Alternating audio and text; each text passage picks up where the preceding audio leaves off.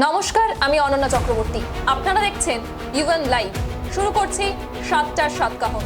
SSC দুর্নীতি মামলার রায়ে 2016 সালের প্যানেল সম্পূর্ণ বাতিল করেছে হাইকোর্ট। আর তার প্রেক্ষিতে কড়া প্রতিক্রিয়া দিলেন প্রাক্তন বিচারপতি তথা বিজেপি প্রার্থী অভিজিৎ গঙ্গোপাধ্যায়। সোমবার কলকাতা হাইকোর্টের বিচারপতি দেবাংশু বসাক ও বিচারপতি মোহাম্মদ শাব্বার রশিদির ডিভিশন বেঞ্চ বাতিল করে দেয় 2016 সালের এসএসসি পরীক্ষার প্যানেলের গ্রুপ সি, গ্রুপ ডি, নবম, দশম, একাদশ, দ্বাদশে গোটা প্যানেলটাই। এদিন এসএসসি মামলার রায় ঘোষণার পরই দুর্নীতি নিয়ে রাজ্য সরকারকে তীব্র নিশানা করেন প্রাক্তন বিচারপতি অভিজিৎ গঙ্গোপাধ্যায়। সোমবার এক সাংবাদিক বৈঠকে মুখ্যমন্ত্রী মমতা বন্দ্যোপাধ্যায়ের পদত্যাগ দাবিও করেন তিনি। অভিজিৎ বলেন, প্রচন্ড প্রভাব ফেলবে সংখ্যাগুরু এবং সংখ্যালঘু উভয় পক্ষের মধ্যে, প্রচন্ড প্রভাব ফেলবে। এটা একটা নির্ণায়ক রায় হয়ে গেছে, নির্ণায়ক অবস্থায় আমরা পৌঁছলাম আজকে, যে কত বড় জোচ্চোর সরকারের আন্ডারে আমরা আছি, অধীনে আমরা আছি। সেই জন্যই তো আমি প্রথম কথা বললাম, এই জোচ্চোরদের এক্ষুনি পদত্যাগ চাই।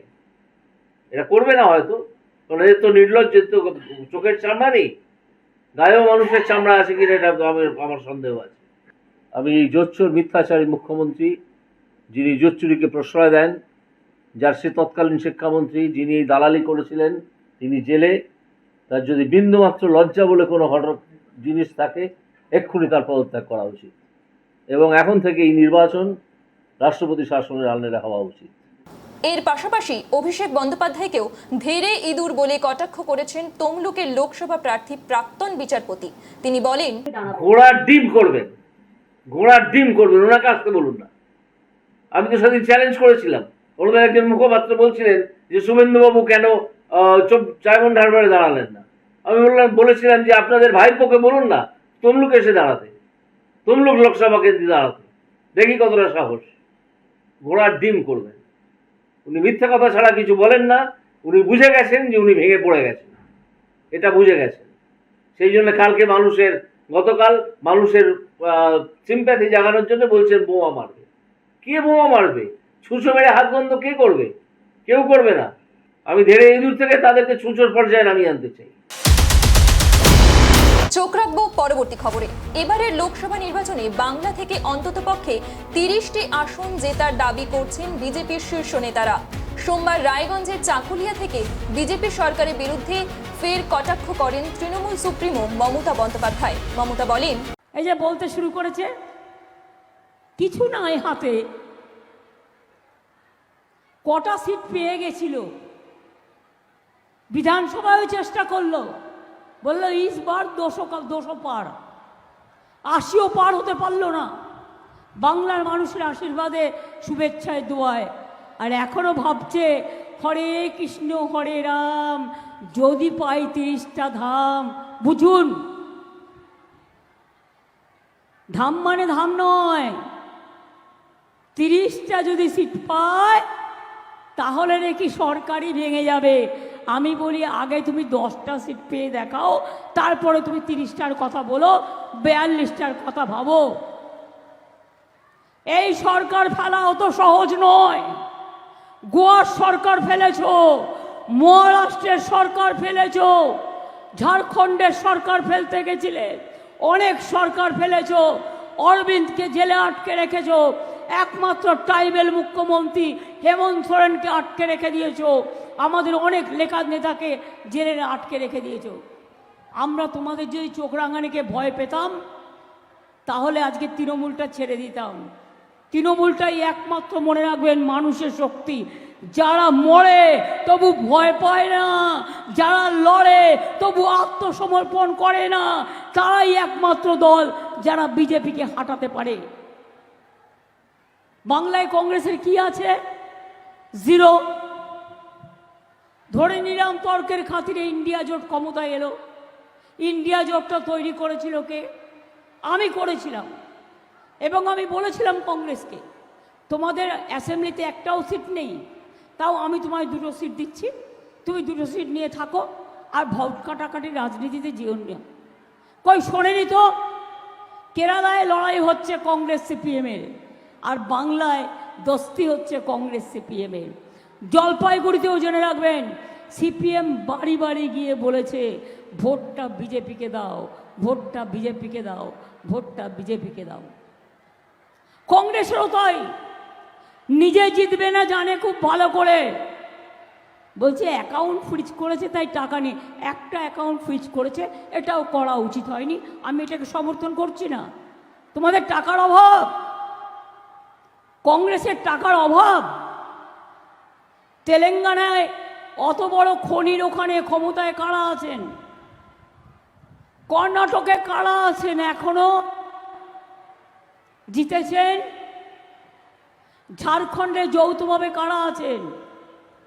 তামিলনাড়ুতে যৌথভাবে কারা আছেন? হিমাচলে গভর্নমেন্ট কাদের আছে? আমাদের তো একমাত্র বাংলা। তা সত্ত্বেও আমরা এসব করি না, কিন্তু যারা করার তারা করে, আর আমরা করি না বলেই আমাদের নামে বদনামটা বেশি করে করে। আজকে বলুন না, রোজ এক কথা করে বিবৃতি, 100 দিনের কাজের টাকা দিল না, বাংলার বাড়ির টাকা দিল না, মা বোনদের সাম্মানিক দিল না। আজকে বলছে 3 মাস বাদে লক্ষ্মীর ভাণ্ডার তুলে দেবো। আমি বলি এত বড় সাহস তোমার?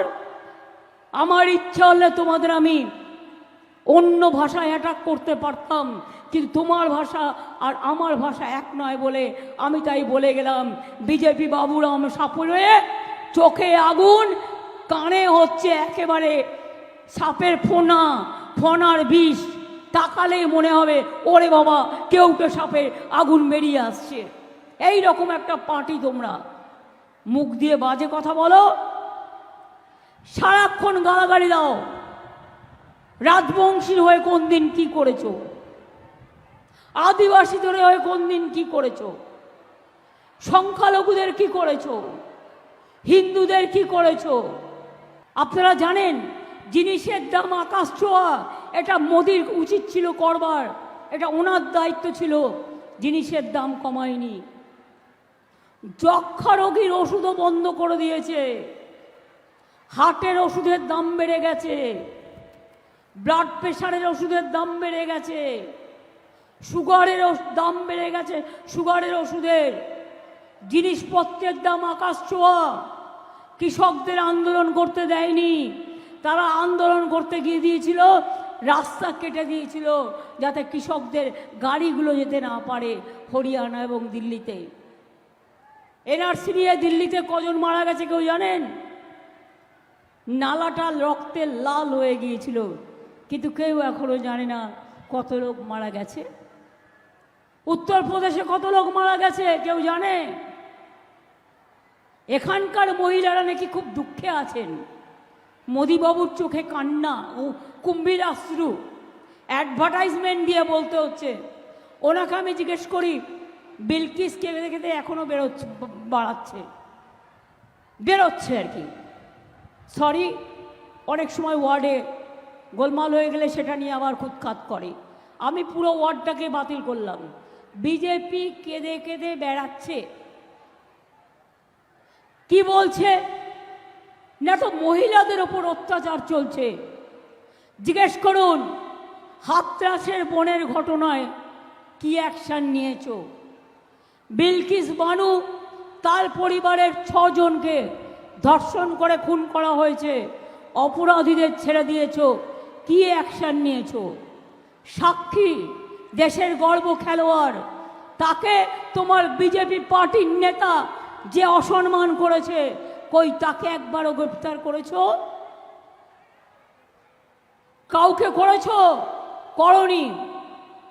সন্দেশখালীর ঘটনা তোমাদের পরিকল্পিত রচনা। ইলেকশনের আগে এরকম 2-1টা ঘটনা ওরা ঘটায়। এই যে বললো না বোমা ফাটাবো, বোমা কি না 26,000 লোকের চাকরি খেয়ে নিচ্ছে, এটা নাকি বোমা। বুঝুন, মানুষের জীবনকে মৃত্যুর দিকে ঠেলে দেওয়ার নাম হচ্ছে বোমা। আমি ধিক্কার জানাই, আমি ধিক্কার জানিয়ে বলি, কোর্ট কি রায় দেবে তুই আগে জানলি কোত্থেকে? কোর্ট কি রায় দেবে সোমবার, তুই শনিবার দিন জানলি কোত্থেকে? যদি রায়টা নিজেরা লিখে না দিস, যদি রায়টা নিজেরা তৈরি করে না দিস, তোরা জানলি কোত্থেকে? কালকে সিবিআই কার বাড়িতে যাবে আগের দিন বলে দিচ্ছিস। পরশু এনআইএ কার বাড়িতে যাবে আগের দিন বলে দিচ্ছিস। আমি বলি ওহে গদ্দার, ওহে বিজেপির গদ্দার, ওহে বিজেপির রাজাকার। চোখ রাখবো পরবর্তী খবরে। অবশেষে এতদিনের যুদ্ধের সমাপ্তি। সোমবার এসএসসি নিয়োগ দুর্নীতি মামলার রায় দিল কলকাতা হাইকোর্ট। সেই রায়ে 2016 সালের প্যানেল সম্পূর্ণ বাতিল করা হয়েছে। এই রায় ঘোষণার পরে বিজেপি নেত্রী অগ্নিমিত্রা পল রাজ্য সরকারের প্রতি তীব্র কটাক্ষ করেন। সোমবার কলকাতা হাইকোর্টের বিচারপতি দেবাংশু বসাক ও বিচারপতি মোহাম্মদ শাব্বার রশিদের ডিভিশন বেঞ্চ বাতিল করে দেয় 2016 সালের এসএসসি পরীক্ষার প্যানেল। মেদিনীপুরের প্রার্থী অগ্নিমিত্রা পল এও বলেন, যে সমস্ত চাকরি প্রার্থীরা তৃণমূল সরকারকে ঘুষের টাকা দিয়েছিলেন চাকরির জন্য, তারা এখন কোথায়? আদালত জানিয়েছে, এসএসসি প্যানেলের মেয়াদ শেষ হওয়ার পরে যারা চাকরি পেয়েছেন তাদের 12% সুদ সহ সম্পূর্ণ বেতন ফেরত দিতে হবে। অগ্নিমিত্রা পল এই নিয়োগ দুর্নীতির সম্পূর্ণ দায় মুখ্যমন্ত্রী মমতা বন্দ্যোপাধ্যায়কে দিয়েছেন। তিনি বলেন, আজকে অত্যন্ত লজ্জার দিন পশ্চিমবঙ্গের মানুষের জন্য। কারণ পশ্চিমবঙ্গ যে পশ্চিমবঙ্গকে আমরা জানি কবিগুরু রবীন্দ্রনাথ ঠাকুর, স্বামী বিবেকানন্দ। আজকে আমি মেদিনীপুরের প্রার্থী হয়েছি, সেই মেদিনীপুরের ঈশ্বরচন্দ্র বিদ্যাসাগর, নেতাজি সুভাষচন্দ্র বোস, বঙ্কিমচন্দ্র, বিভূতিভূষণ, শরৎচন্দ্র, শিক্ষিত মানুষের জন্য, শিক্ষার জন্য জানা যেত। আজকে সেই পশ্চিমবঙ্গে প্রায় 24,000 চাকরি প্রার্থী যারা ঘুষ দিয়ে চাকরি পেয়েছে, এই তৃণমূল সরকারকে ঘুষ দিয়ে যারা চাকরি পেয়েছে, সেই সমস্ত প্যানেল 2016 সালে অনারেবল হাইকোর্ট তাকে বাতিল করলো। আজকে যারা টিএমসির নেতা কর্মী মন্ত্রীদের টাকা দিয়েছিলেন আর চাকরি পেয়েছিলেন, অনারেবল হাইকোর্ট আপনাদের বলেছে যে যতদিনের বেতন প্লাস 12% সুদ দিয়ে আপনাদের সেই টাকা একটা স্টিপুলেটেড টাইমের মধ্যে ফেরত দিতে হবে।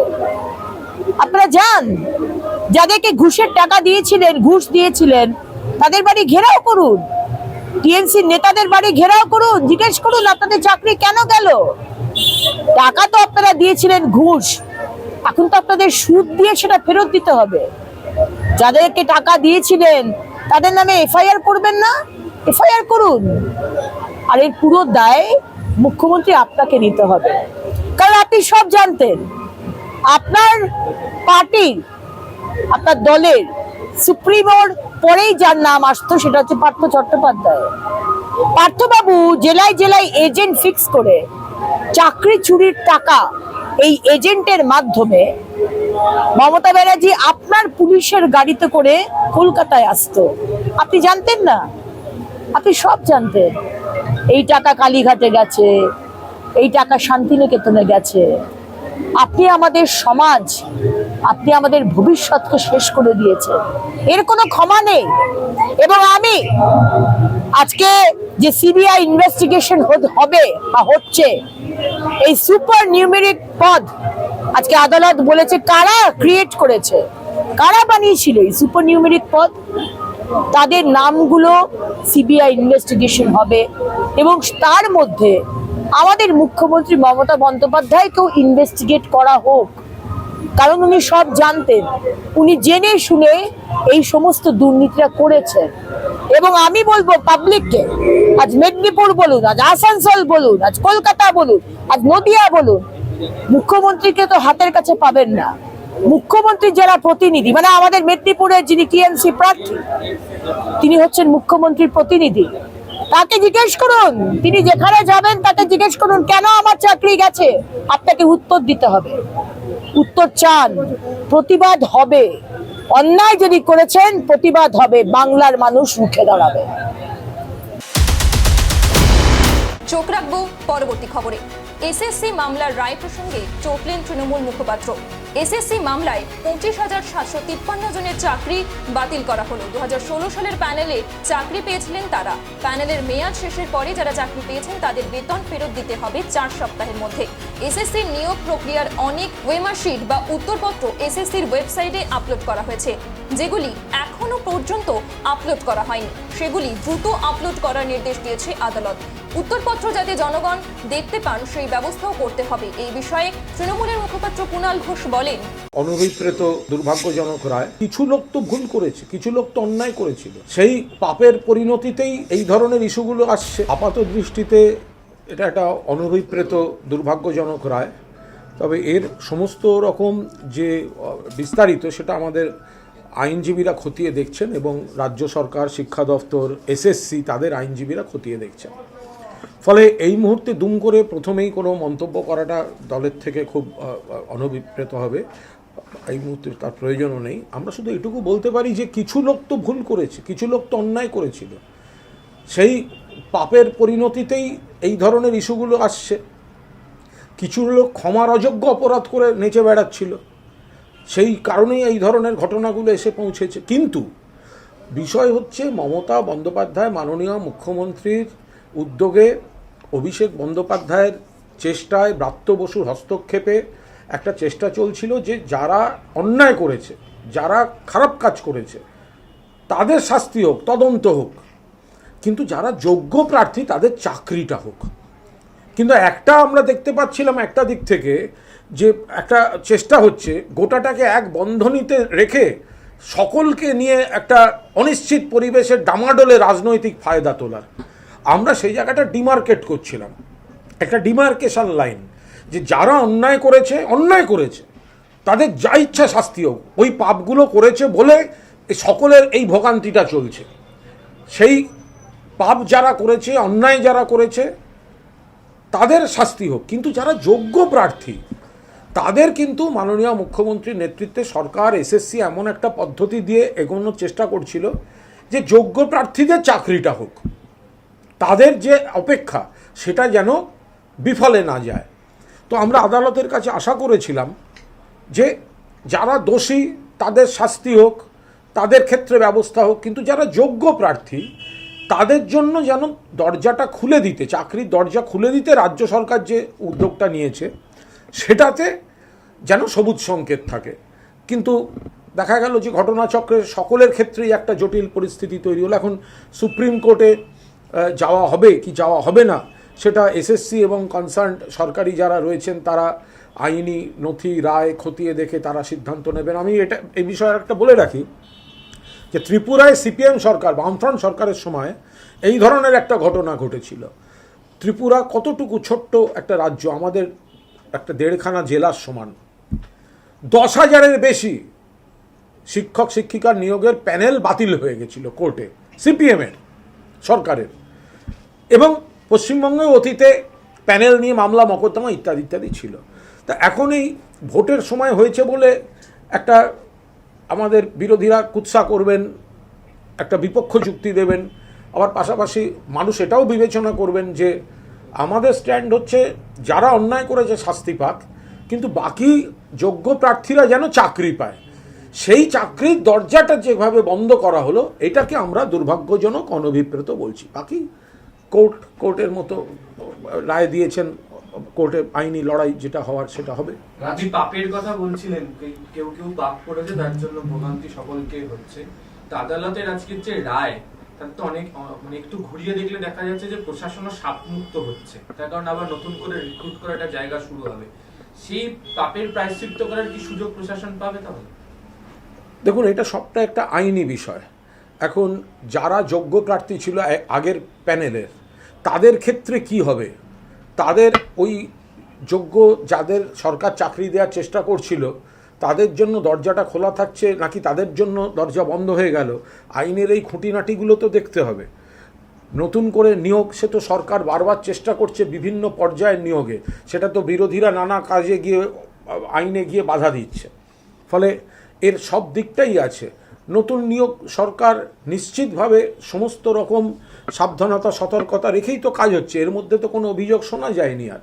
কিন্তু যেটা নিয়ে এত কথা চলছিল যে কিছু লোক অন্যায় করেছে তাদের জন্য যারা ভুগছে, ফলে অন্যায় যারা করেছে, অন্যায়ভাবে যারা এসছে তাদের এক বিচার, আর যারা যোগ্য প্রার্থী ছিল তাদের দরজাটা বন্ধ করে দেয়া বা তাদের অনিশ্চয়তায় ফেলে দেয়া, এটা কতটা যুক্তিসম্মত হলো বা আদালতের কাছে তারা এটা প্রত্যাশা করেছে কিনা আমার মনে হয় তাতে সন্দেহ থাকছে। রাজনৈতিকভাবে তৃণমূল কংগ্রেস চাপে পড়ল। দেখুন, জিনিসটা খারাপ জিনিস, অস্বস্তিকর তো বটেই। এটা একটা সময় যে বা যারা এই ধরনের এই অপকর্মগুলো দিনের পর দিন করেছে, একটা চক্র তৈরি করে ফেলেছে, অনেক আগে তাদের বিরুদ্ধে ব্যবস্থা নেওয়া উচিত ছিল। আনফর্চুনেট তারাই তখন ছড়ি ঘুরিয়েছে। কিছু বলতে গেলে তখন যারা বলতে যেত তারা অপ্রিয় হয়ে যেত। কিন্তু পরবর্তীকালে মুখ্যমন্ত্রী কিন্তু সেই জায়গাটা একটা স্পষ্ট জায়গায় যান যে যারা দোষ করেছে তারা শাস্তি পাক, তদন্ত বিচার হোক, কিন্তু পাশাপাশি যারা যোগ্য প্রার্থী তাদের কিভাবে দেয়া যায়। অভিষেক বন্দ্যোপাধ্যায় সেই চেষ্টা করেছেন, ব্রাত্য বসু সেই চেষ্টাটা করেছেন। এখন জটিল বিষয়, সেটা কোর্টে নিয়ে যাওয়া হয়েছিল। ফলে কোর্টের কাছ থেকে আমরা আশা করেছিলাম যারা দোষ করেছে, যারা অন্যায় করেছে তাদের জন্য একরকম রায়, আর যারা যোগ্য প্রার্থী তাদের জন্য যেন দরজাটা খুলে দেওয়া হয়। এই সবটা একসঙ্গে কিভাবে এটা হতে পারে, সেটা একটা সকলের যোগ্যদেরও অনিশ্চয়তার মধ্যে ফেলে দেওয়াটা, এইটা বোধহয় ন্যায় বিচার। চোখ রাখবো পরবর্তী খবরে। জঙ্গিদের নিশানায় তৃণমূলের সর্বভারতীয় সাধারণ সম্পাদক তথা ডায়মন্ড হারবারের সাংসদ অভিষেক বন্দ্যোপাধ্যায়। সোমবার মুম্বাই থেকে এক ব্যক্তিকে গ্রেফতার করে কলকাতা পুলিশ। ধৃত ব্যক্তির নাম রাজারাম রেগে। ওই ব্যক্তি তৃণমূলের সর্বভারতীয় সাধারণ সম্পাদক অভিষেক বন্দ্যোপাধ্যায়ের বাড়ির সামনে রেকিও করেন বলে অভিযোগ। এপ্রিল মাসের 18 থেকে 20 তারিখের মধ্যে অভিষেক বন্দ্যোপাধ্যায়ের অফিসের সামনে রেকি করা হয়। কলকাতা পুলিশের স্পেশাল টাস্ক ফোর্স জানান, আমরা কিছুদিন ধরে কিছু ইনপুট পাচ্ছিলাম regarding some persons who were trying to do recce of certain political persons.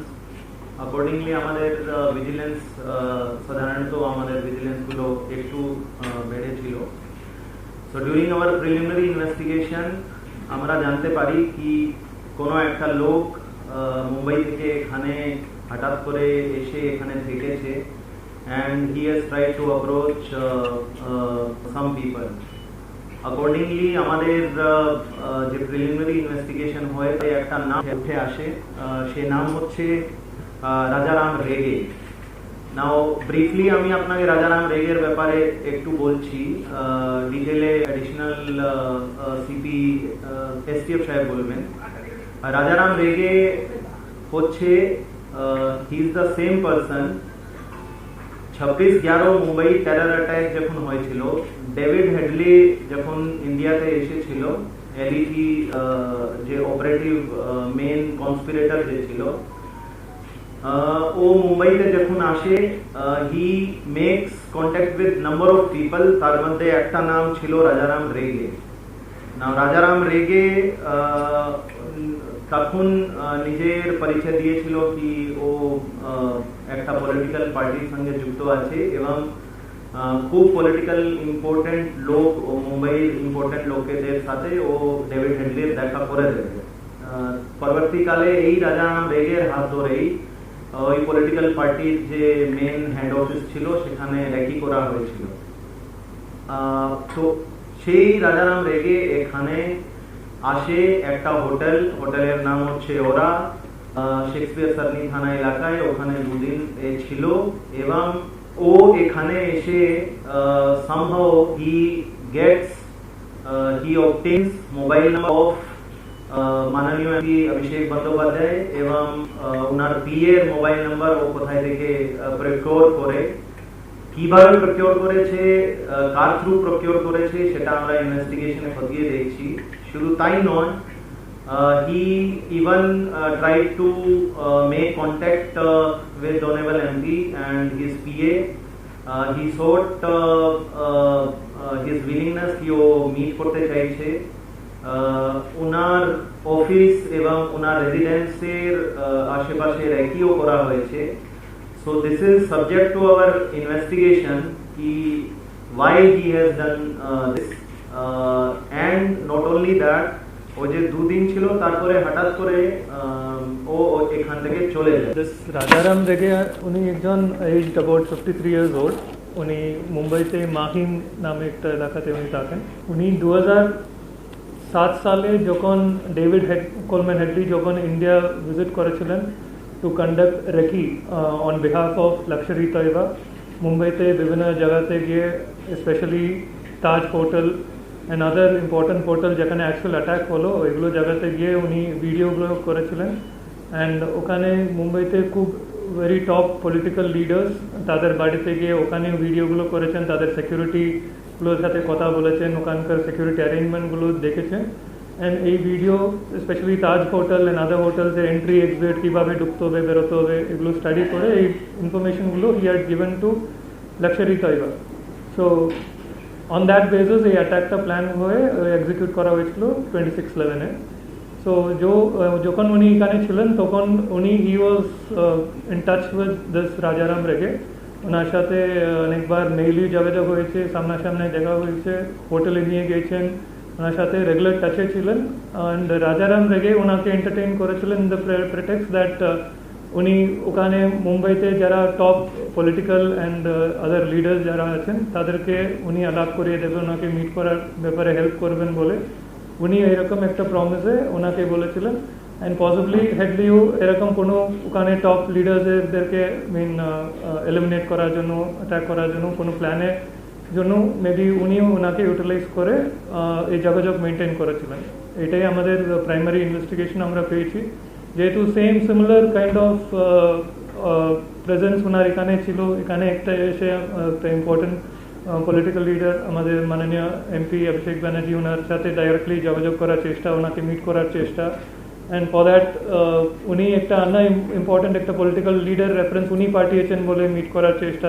এইগুলো দেখে আমাদের মনে হলো দ্যাট ওর কোনো খারাপ ইন্টেনশন হতে পারে। অ্যান্ড যেভাবে উনি এখানে এসছেন, যেগুলো জায়গা দেখেছেন, এগুলো দেখে আমাদের মনে হলো দ্যাট ও কিছু খারাপ ইন্টেনশন হতে পারে, সেটার ব্যাপারে আমরা তদন্ত শুরু করেছি। অন দ্যাট বেসিস ওনাকে অ্যারেস্ট করে আজকে মুম্বাই থেকে এখানে আনা হচ্ছে। চোখ রাখবো পরবর্তী খবরে। লাগাতার বাড়তে থাকা গরমে হয়রান বঙ্গবাসী। দক্ষিণবঙ্গে চলছে তীব্র তাপপ্রবাহ। আগামী 28 এপ্রিল অবধি দক্ষিণবঙ্গের একাধিক জায়গায় তীব্র তাপপ্রবাহের সতর্কতা জারি করেছে আলিপুর আবহাওয়া দপ্তর। হাওয়া অফিস জানিয়েছে এখনই অস্বস্তিকর পরিস্থিতি থেকে রেহাই মিলবে না। আজ ও আগামীকাল 1 থেকে 2 ডিগ্রি তাপমাত্রা কমলেও এই মুহূর্তে কোনোভাবেই কমবে না দহন জ্বালা। দক্ষিণবঙ্গে ইতিমধ্যেই জারি হয়েছে লুয়ের সতর্কবার্তাও। দক্ষিণবঙ্গের বেশিরভাগ জেলায় তাপমাত্রা 40 ডিগ্রি ছাড়িয়েছে। আপাতত আরও 1 সপ্তাহ তীব্র তাপপ্রবাহের পরিস্থিতি থাকবে বলেই জানাচ্ছে আবহাওয়া দপ্তর। তবে আজ দক্ষিণবঙ্গের কিছু কিছু জেলায় বৃষ্টির সম্ভাবনাও রয়েছে। এই বিষয়ে আবহাওয়া বিভাগ অধিকর্তা সৌরিশ বন্দ্যোপাধ্যায় বলেন, সর্বকালীন রেকর্ড না, এখনো পর্যন্ত এপ্রিল মাসে কলকাতায় 40 ক্রস করেছে 3 দিন, 19 থেকে 21। তার মধ্যে 20 তারিখে ছিল 40.8। লাস্ট 50 ইয়ার্সে যদি দেখা যায় কলকাতার এপ্রিল মাসের সর্বোচ্চ তাপমাত্রা এর আগে রেকর্ড হয়েছে 41.7, সেটা 1980-তে। অর্থাৎ এখন যেটা চলছে এটা যে সর্বকালের রেকর্ড সেরকম কিছু না, এটা মাঝে মধ্যে থাকে তাপপ্রবাহ আমাদের দক্ষিণবঙ্গের জন্য বা কলকাতার জন্য, বা স্পেলটাও কখনো কখনো লম্বা হয়। এবছরের স্পেলটা একটু লম্বা হবে আশা করা হচ্ছে বা পূর্বাভাস রয়েছে, কিন্তু এর আগেও এরকম লম্বা স্পেল চলেছে। 2016 বা 2009-এও যদি দেখা যায় এপ্রিল মাসে প্রায় কলকাতার ক্ষেত্রে প্রায় 8 দিন মতো অ্যাবাভ 40 টেম্পারেচার গেছে এর আগে। 2023-এ 5 দিন ছিল অ্যাবাভ 40 কলকাতার ক্ষেত্রে।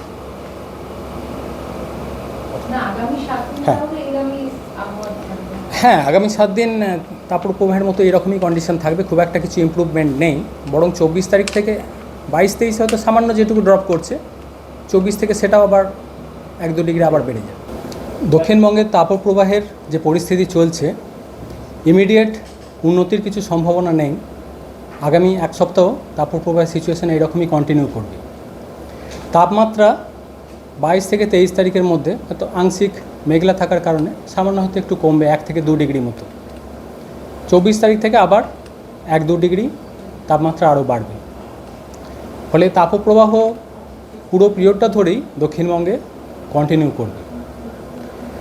24 তারিখ থেকে এর স্প্রেডটা, যেটা তীব্র তাপপ্রবাহ, সেটা আরও কিছুটা বাড়বে। 22 তারিখে যদি বলা হয়, তীব্র তাপপ্রবাহের সম্ভাবনা থাকছে মেনলি উপকূলের কাছাকাছি পূর্ব মেদিনীপুর, দক্ষিণ 24 পরগনা, সেই সাথে পশ্চিম বর্ধমান, এই জেলাগুলো 2-1 জায়গায় তীব্র তাপপ্রবাহের সম্ভাবনা। অন্যান্য জেলাগুলোয় প্রধানত তাপপ্রবাহের সম্ভাবনা থাকছে 22 তারিখে।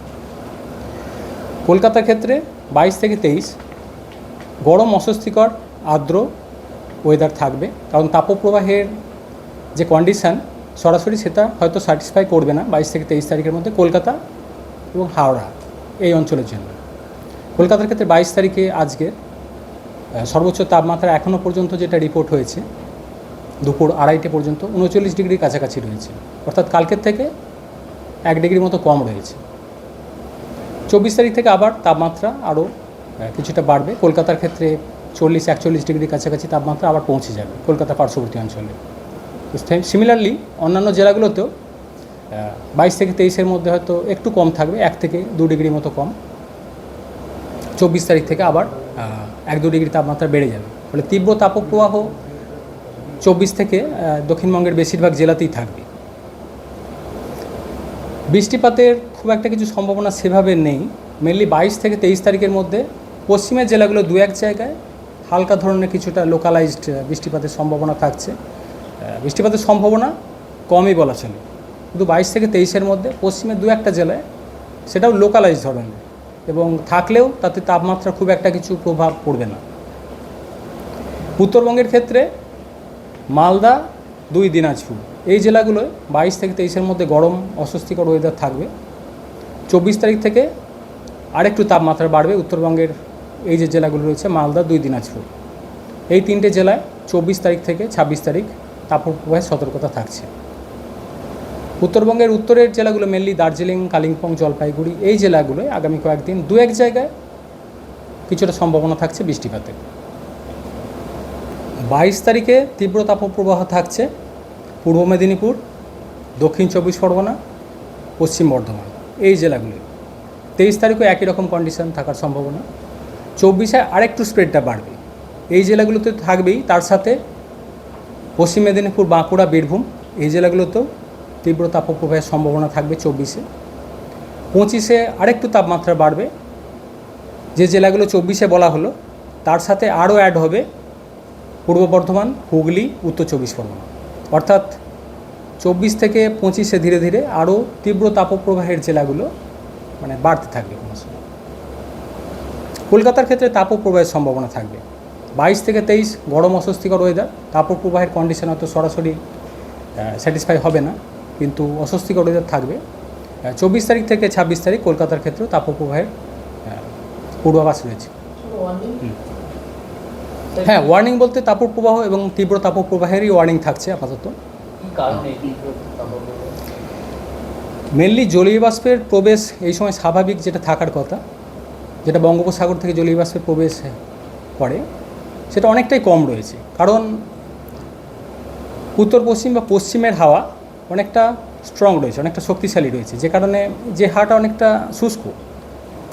বঙ্গোপসাগর থেকে জলীয় বাষ্পপূর্ণ হাওয়া প্রবেশ করলে তখন জলীয় বাষ্পের পরিমাণ বাতাসে বেশি থাকে। তো শুষ্ক আবহাওয়া থাকার কারণে এবং সেই সাথে এপ্রিল মাসে ডে টেম্পারেচার এমনি নর্মালি বেশি থাকে, সেই সাথে জলীয় বাষ্পের পরিমাণ অনেকটা কমে গেছে। এর প্রভাবেই এই তাপপ্রবাহের সম্ভাবনা তৈরি হয়েছে। সেই সাথে যদি দেখা যায় বৃষ্টিপাত সেরকম কিছু থাকছে না বা কালবৈশাখী থাকছে না, অনেক দিন একটা ড্রাই স্পেল চলছে, যে কারণে গরমটা অনেকটা বেড়ে গেছে। চোখ রাখবো পরবর্তী খবরে। আগামী মে মাসেই প্রকাশিত হবে মাধ্যমিকের ফলাফল। এই মুহূর্তে শেষ পর্যায়ের কাজ চলছে জোর কদমে। ফল প্রকাশের জন্য প্রায় প্রস্তুত পর্ষদ। আপাতত চলছে ফাইনাল ভেরিফিকেশনের কাজ। সম্ভবত মে মাসের প্রথম সপ্তাহে অর্থাৎ 12 তারিখের আগেই প্রকাশিত হবে মাধ্যমিকের ফলাফল। মধ্যশিক্ষা পর্ষদের নিয়ম অনুযায়ী পরীক্ষার 90 দিনের মাথাতেই ফল প্রকাশ করতে হয় মাধ্যমিকের। 12ই মে 90 দিনের সেই সময়সীমা শেষ হচ্ছে। মাধ্যমিকের ফলাফল তার আগে বেরোবে নাকি সেটা জানিয়ে দেওয়া হবে বলে জানিয়েছেন পর্ষদ সভাপতি। এবছর মাধ্যমিক দিয়েছেন মোট 9,23,013 জন। মাধ্যমিক পরীক্ষার পর থেকেই ফল প্রকাশ নিয়ে জল্পনা তুঙ্গে। লোকসভা ভোটের মধ্যে ফল প্রকাশ সময়ে হবে কিনা তাই নিয়েই প্রশ্ন তোলেন অনেকে। তবে পর্ষদ জানিয়ে দিয়েছে ফল প্রকাশের জন্য জোর কদমে কাজ চলছে। শেষ পর্যায়ে রয়েছেন তারা।